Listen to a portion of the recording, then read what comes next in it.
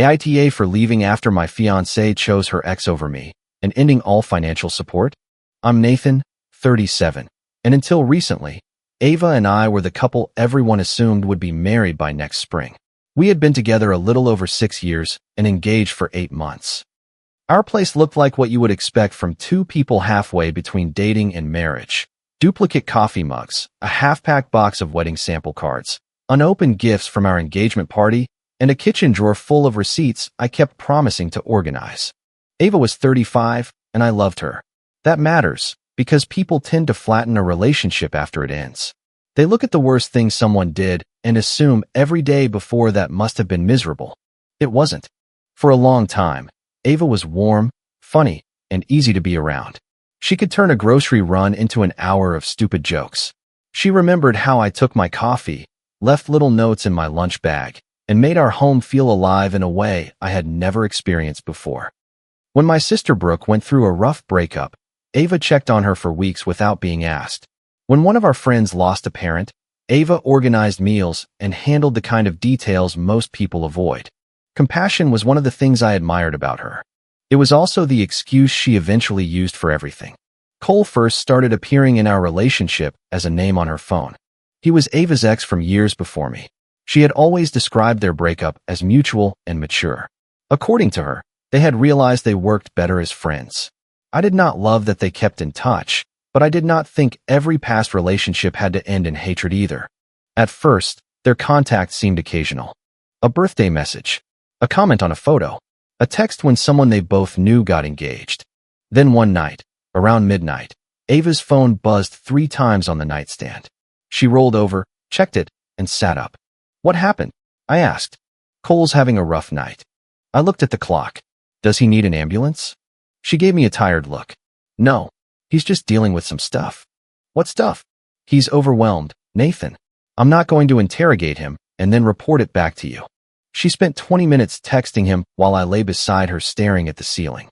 The next morning, I told her it bothered me that an ex felt comfortable reaching out to her in the middle of the night. She sighed before I had even finished. "A grown man shouldn't be threatened by my past." "I'm not threatened by your past," I said. "I'm asking why your past has access to our bedroom at midnight." That became our pattern. I raised a specific issue. Ava turned it into a judgment about my character. I explained myself. She cried or withdrew. I apologized for my tone, even when my tone had been calm, because I wanted the argument to end. A few months later, Ava got sick. Nothing serious, just a bad flu that kept her on the couch for several days. I picked up medicine, made soup, and stayed close in case she needed anything. On the second afternoon, there was a delivery at the door. 2 containers of soup, bread, ginger tea, and a bag of groceries. The receipt had Cole's name on it. Ava smiled when she saw it. That was sweet of him. I was standing there holding the bag. I already bought all of this. He didn't know that. He knows we live together. She set the tea on the counter. Why does everything have to become a territorial thing with you? It doesn't. But I would not send a care package to an ex who was living with her fiancé. That's because you don't think like I do. No, I said. I think like someone who understands boundaries. She started crying. Not loudly. Ava never cried loudly. She would go quiet, look down, and wipe her eyes as though she was embarrassed to be emotional. It made me feel cruel, even when I had not said anything cruel. I ended up apologizing. Again. The next step was coffee. I found out by accident when Ava mentioned that Cole had recommended a bakery near her appointment. "When did you talk to him about that?" I asked. She hesitated for half a second. "We got coffee last week." "You never mentioned that." "I didn't think I needed permission." "I didn't say permission. I said you didn't mention it. Because I knew you would do this." "Do what?" "Make me regret telling you." I remember standing in the kitchen with a dish towel in my hand, trying to choose every word carefully. "I'm not telling you who to care about," I said.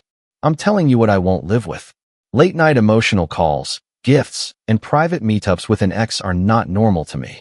I won't let you control who matters to me. A grown relationship shouldn't keep making room for a former one.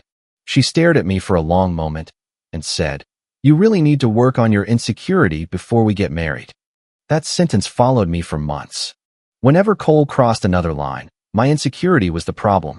Whenever I asked for transparency, I was being controlling.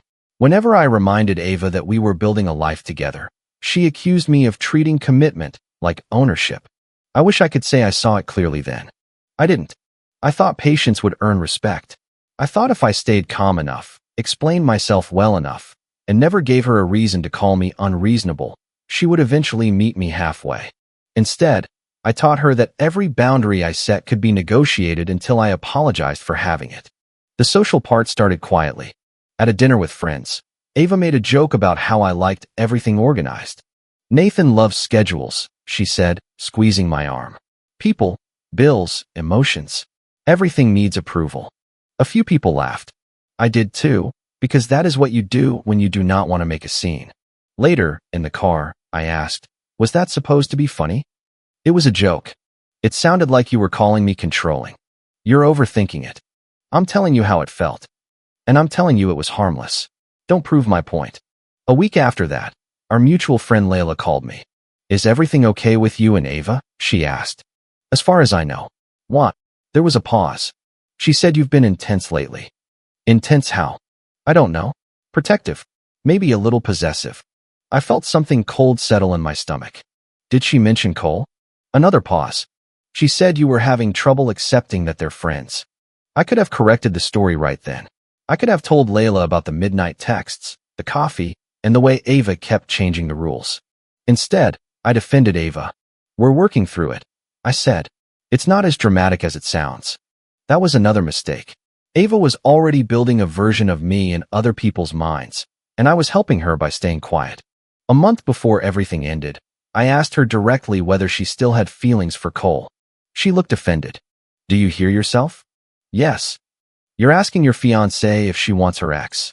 "I'm asking because he keeps getting more access to your life, and I keep getting blamed for noticing." She folded her arms. "He understands me differently than you do." That answer should have ended the engagement. Instead, I asked what she meant. She said Cole understood the parts of her that existed before our relationship. He knew her history. He could tell when something was wrong without needing an explanation. She called it familiarity, not romance. I asked where that left me. She said, "You're my future. He's part of my past. Why can't you understand that both can exist?" Because her past kept texting after midnight, sending gifts, meeting her privately, and becoming a topic at our dinner table. But I let it go. Not because I agreed. Because I was tired. The week Cole moved in, I had been away for 3 days helping a relative deal with paperwork after a medical issue. Ava and I spoke every night. Nothing in her voice suggested anything unusual. On the last night, she said she missed me.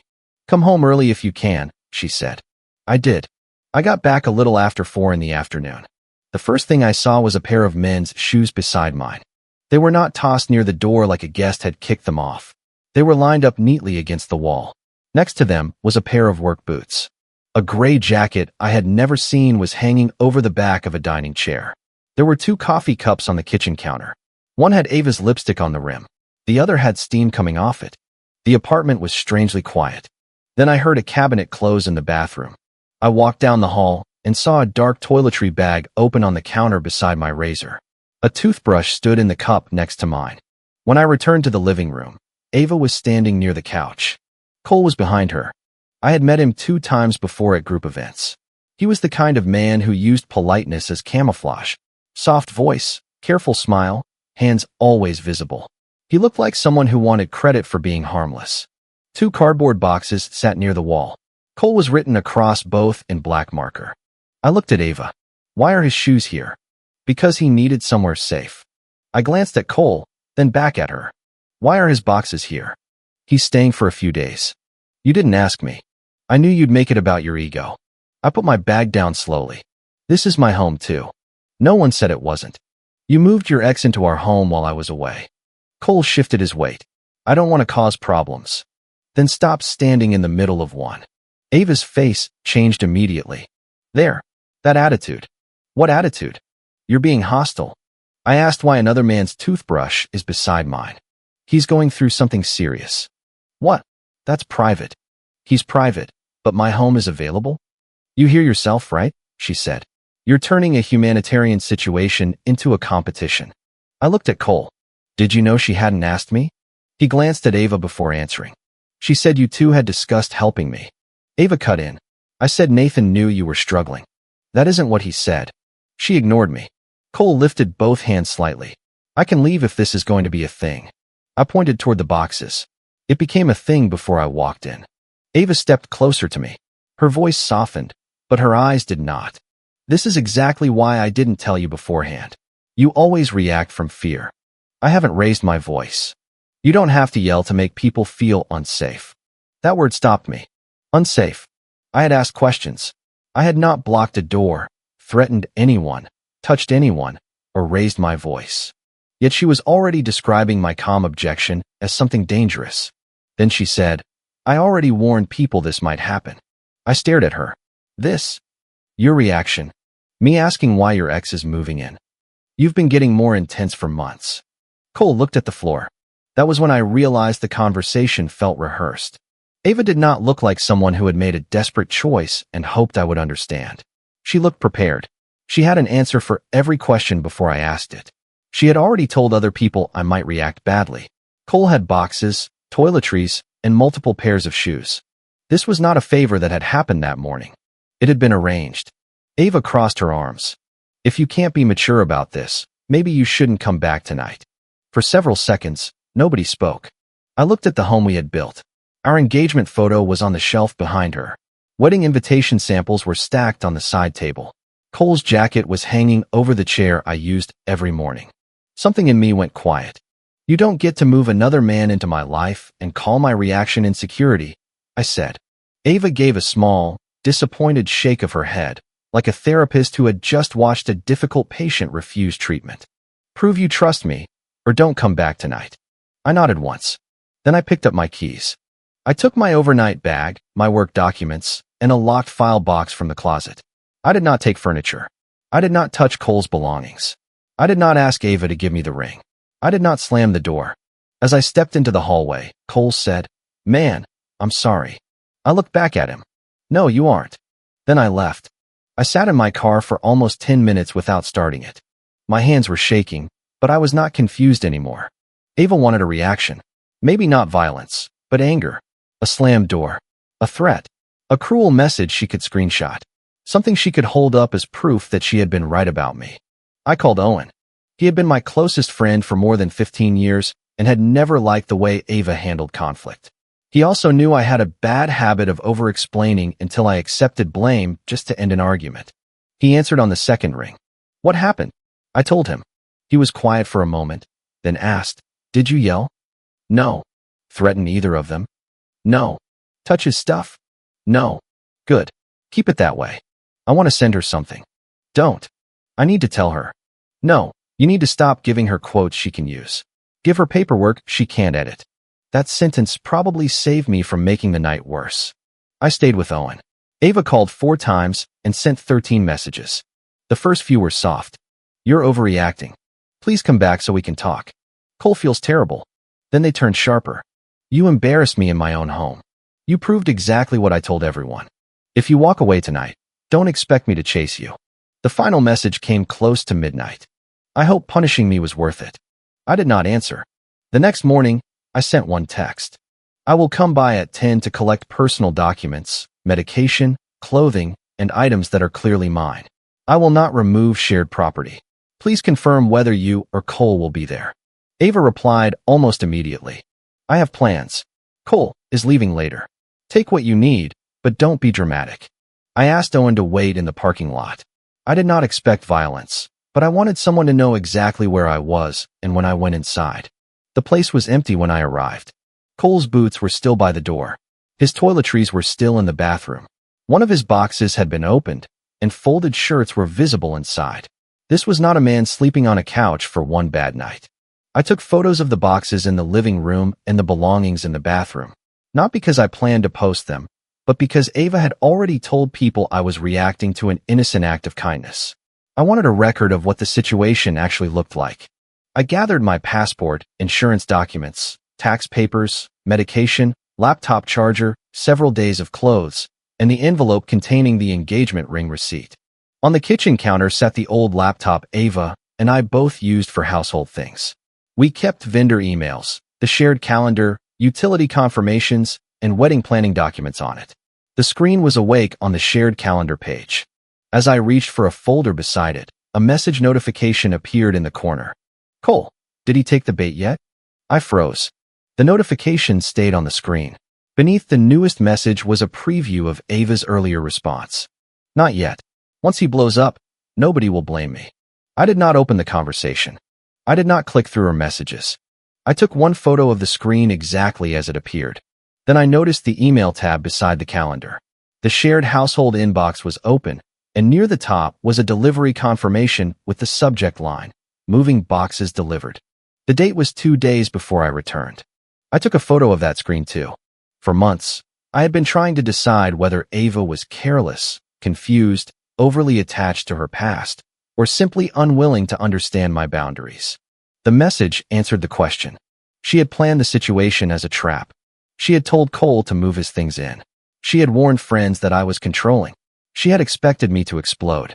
Once I did, she could end the relationship while keeping the apartment, the sympathy, and the version of our life I had been helping finance. That was when the last excuse I had been making for her died. I left the laptop exactly where it was. In the parking lot, I showed Owen the photos. He read the message twice. "She wanted you to perform," he said. "I almost did. But you didn't." I leaned against the car. "What do I do now?" "Separate what's yours. Don't touch what isn't. Save everything." He made me sit in the passenger seat while he opened a note on his phone. Lease. Both names. Utilities. Electric and internet are in mine. Water is included in the lease. Her phone is on her own account. Wedding deposits? Most are on my card. The engagement dinner is fully mine. Venue deposit was split. Joint bank account? No. We have separate checking accounts. She's an authorized user on one credit card, but the balance is mine. Good. Remove her as an authorized user. Freeze the card if you need to. Don't drain anything that belongs to both of you. I wouldn't. I know. I'm saying it because clean matters. Then he looked at me. She wants a reaction. Give her receipts. I called Brooke next. She had watched me shrink myself for Ava for years. I had expected anger. Instead, she listened quietly until I finished. Then she said, "Being calm doesn't mean letting people walk over you." I thought I was keeping the peace. You kept proving you were reasonable to someone who benefited when you doubted yourself. That hurt because it was true. I spent the rest of the day handling logistics. First, I read the lease. Both Ava and I were tenants. I could not remove her, change the locks, or terminate the lease by myself. I contacted the property manager in writing and asked about a tenant release agreement or early termination options. I explained only that the engagement had ended and we needed to separate responsibility. The property manager sent back 3 possibilities. One person could qualify to take over the lease. Both tenants could agree to terminate early and pay a fee, or the lease could remain unchanged until the term ended. I forwarded the options to Ava. Then I reviewed every account. The electric service was in my name. I did not shut it off without warning. I sent Ava written notice that I would remove myself from the account in 10 days and gave her the transfer instructions. The internet account was also mine, so I scheduled service to end at the close of the billing cycle. Again, I gave notice. I removed her as an authorized user from my credit card. I deleted my card from the grocery delivery app she used.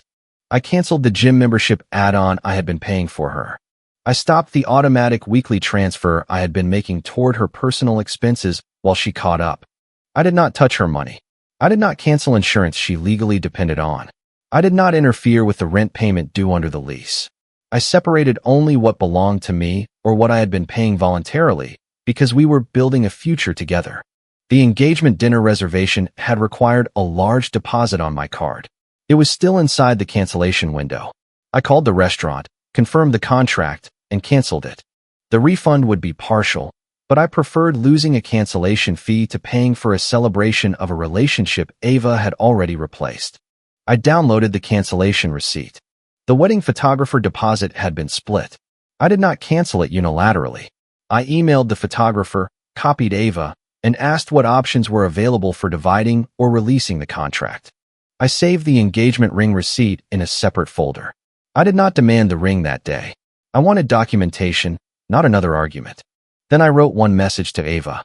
"You don't get to move another man into my life and call my reaction insecurity. I am separating anything in my name, providing written notice where required, and following the lease. We are done. She called within 30 seconds.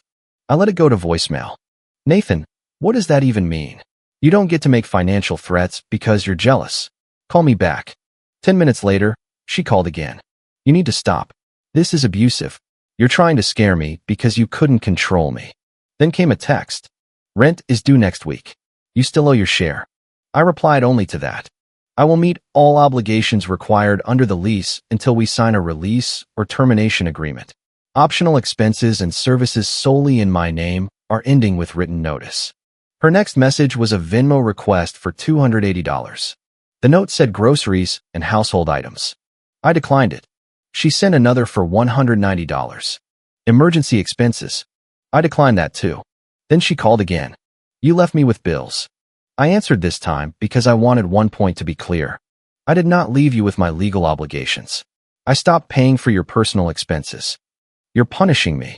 I stopped paying for a future you moved someone else into. He was staying for a few days.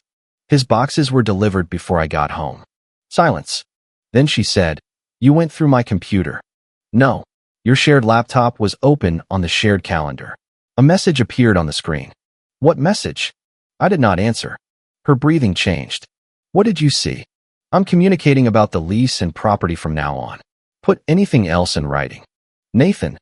I ended the call. Over the next 2 days, Ava's voicemails moved through every possible tone. She cried and said she missed me. She accused me of abandoning her. She said Cole had nowhere else to go.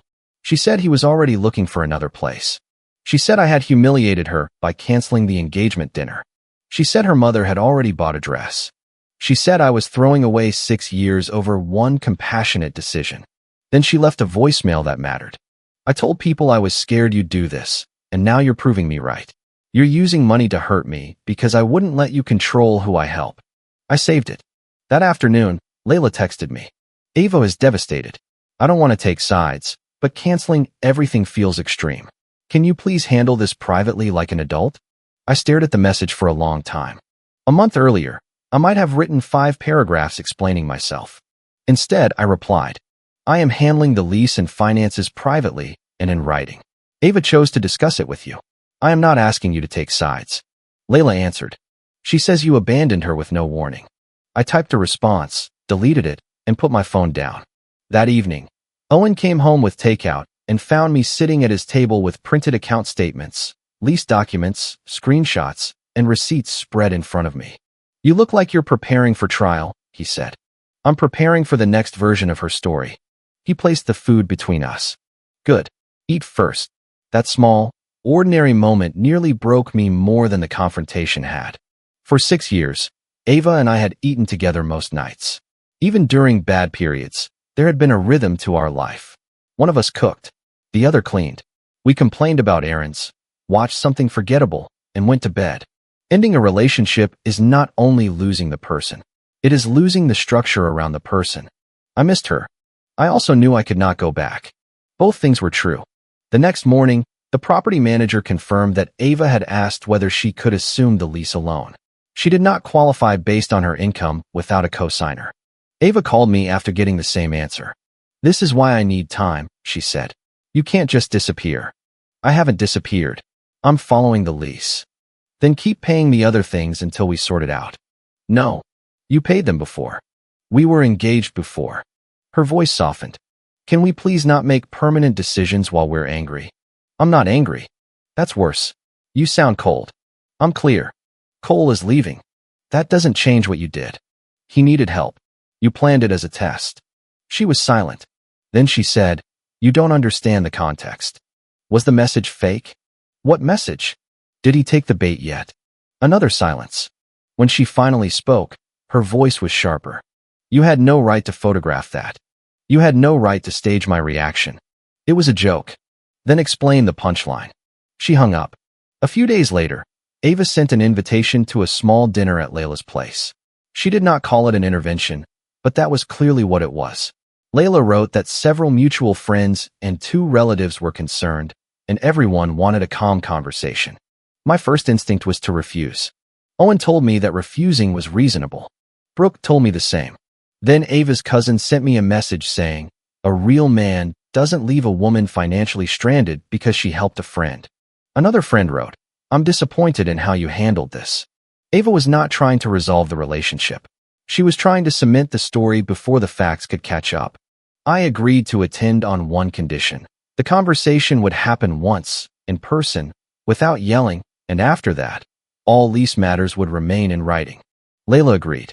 The dinner was on a Friday. I arrived with a thin folder. I did not bring every private message Ava had ever sent. I did not print intimate conversations or anything unrelated to the conflict. I brought only what corrected the claims she had made about me. Ava was already there. She wore the sweater I had given her for her birthday. Her eyes were red before I walked in. Cole arrived 10 minutes later. That surprised me, but it also told me whose gathering it really was. There were 8 people at the table. Layla, 2 friends, Ava's cousin, Ava's aunt, Cole, Ava, and me. No one touched the food. Ava spoke first. Her voice was quiet. I never wanted things to become this ugly. Cole was in a bad situation, and I refused to be cruel. Nathan came home, saw him there, and immediately assumed the worst. He left, canceled our plans, cut off things I depended on, and refused to talk. She looked down at her hands. I knew he had trust issues, but I never thought he would punish me financially. Her aunt reached over and touched her arm. One of our friends looked at me. "Is that accurate?" "No," I said. Ava shook her head. "You see? He can't even acknowledge what he did." Layla turned to me. "Nathan, why couldn't you just talk this out privately like an adult?" I looked around the table. "You all heard her version," I said. "Here's the part where she invited another man into our home and called it a test." Ava's face tightened. "Nathan, don't. You brought an audience into our relationship. I'm just correcting the script." I placed the first photo on the table. Cole's boxes in our living room. Then the second. His shoes lined beside mine. Then the photo of the toiletries beside my razor. Ava's cousin glanced at Cole. "He was moving in?" "It was temporary," Ava said quickly. I placed a printout of her text on the table. "If you can't accept Cole staying here, don't come back tonight." Then another. "I knew you'd make it about your ego, which is why I didn't ask." Layla read both. "Ava, you told me Nathan left without letting you explain." "I did explain. You told him not to come back." That was in the heat of the moment. I placed the moving box delivery confirmation beside the texts. "The boxes were delivered 2 days before I returned," I said. This was not an emergency decision made that afternoon. Cole shifted in his chair. Ava looked at me. "You're enjoying this." "No. You want everyone to hate me. I want them to stop calling me abusive based on a story you edited." I placed the last photo on the table. The message notification was clear. Did he take the bait yet? Not yet. Once he blows up, nobody will blame me. Nobody spoke. The silence lasted so long that I could hear the refrigerator humming in the kitchen. Layla picked up the photo. "Is any of this fake?" Ava's eyes filled with tears. "That's not the point." Layla stared at her. "Wait, is any of it fake? You don't understand how scared I was." "Scared of what?" I asked. "I hadn't done anything. You were becoming controlling. So you created a situation to make me react. I needed to know who I was marrying." "No," I said. "You needed witnesses for the version you had already decided to tell." Ava's aunt frowned. "Did you actually plan for Cole to be there when Nathan came home?" Ava wiped her face. "I wanted them to talk." Cole finally spoke. "I didn't know it was this serious." I turned to him. "You knew enough to move your boxes in." Ava said you two were basically ending. The room changed again. Ava looked at him sharply. "What?" Cole leaned back. "You said he was almost out of the picture. You said this would make the transition cleaner." "I did not say it like that." "That's what you said." For the first time, Ava looked genuinely unprepared. Her cousin asked Cole, "So you thought they had broken up?" "Not officially," he said. I almost laughed, but there was nothing funny about it. "Not officially," I repeated. "But you moved into our home anyway." Cole looked down. "I thought Nathan was barely staying there." "My shoes were by the door." "I know. You put yours beside them." He had no answer. Ava started crying harder. "This is exactly what Nathan does. He turns everything into evidence and makes people feel like they're on trial." Layla put the photo down. "You told me he abandoned you," she said. "You told me he came home, saw Cole on the couch, and walked out without letting you explain. That's not what this looks like." Ava covered her face. I did not feel triumphant. I felt tired. I opened the folder and took out the cancellation receipt for the engagement dinner. The reservation was on my card and within the cancellation terms. I did not take money from Ava. I placed the utility notice beside it. I gave written notice before ending services in my name. I did not shut off power without warning. Then I placed a one-page list of optional expenses I had been covering: her gym add-on, grocery delivery account, recurring personal transfer, credit card access, and several wedding-related charges. These were not joint assets. They were things I paid for because we were engaged. Ava's cousin said, "She said you froze the rent money. There is no joint rent account. I have continued paying what I legally owe under the lease while we work through the release." Layla looked at Ava. "You said he left you with nothing." Ava dropped her hands. "He took away my stability." "No," I said. "You lost access to the stability I was providing after you replaced the relationship it was built for. That is financial abuse." "No, I did not control your money. I stopped giving you mine." Her aunt shifted uncomfortably. Ava looked around the table, searching for someone to step in. No one did. Not because everyone suddenly loved me. Some of them still looked uncomfortable. One friend would not meet my eyes. Ava's cousin stared at the papers like he wanted the entire evening to disappear. But the automatic sympathy was gone. Layla asked, "Why didn't you just break up with him first?" Ava's mouth opened, then closed. Cole answered before she could. She didn't want to look like she left him for me. Ava snapped her head toward him. "Shut up." There it was. Not a confession in dramatic language. Not a movie-style reveal. Just one ugly sentence from the man she had used to help stage the ending. Cole seemed to realize he had said too much. I mean, that's how it felt. Ava stood up. "You're all twisting this." "No," I said. "The message was clear. You invaded my privacy. You staged a confrontation in our shared home, then told people I was dangerous before I arrived. I was trying to protect myself from a reaction you were trying to create." She looked at me with a mixture of anger and panic. "What do you want?" "The lease resolved. My documented property returned. The engagement confirmed over. You came here to humiliate me. I came because you told people I abandoned you and used money to control you. You could have protected me." I stared at her. "From the truth?"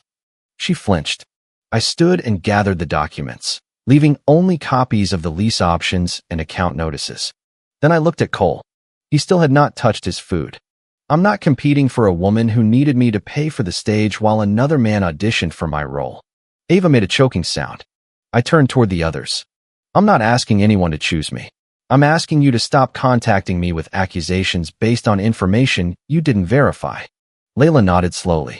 I left before dessert. In the parking lot, my hands shook again. Brooke was waiting in her car across the street because she had insisted on being nearby. I got into the passenger seat, closed the door, and sat without speaking. "How bad?" she asked. "Bad." "Did you lose your temper?" "No." "Did she deny the messages?" "No." Brooke handed me a bottle of water. "Then you're done." "I'm done." That was the first time I said it out loud and meant it without leaving room for negotiation. The consequences came quickly. Layla called me the next morning. "I owe you an apology," she said. "You believed the person who cried first." I did. "At least you asked her if the evidence was fake." "I should have asked questions before accusing you." I appreciated the apology, but I did not pretend everything was fine. Layla had been willing to label me controlling based on Ava's version without checking. We remained civil, but the friendship changed. Two other people sent brief messages saying they were sorry. Ava's cousin did not apologize. He stopped contacting me. One friend wrote that both sides had made mistakes and refused to say what mine had been. I did not argue. That was another change in me. I stopped begging people to understand what they were committed to misunderstanding.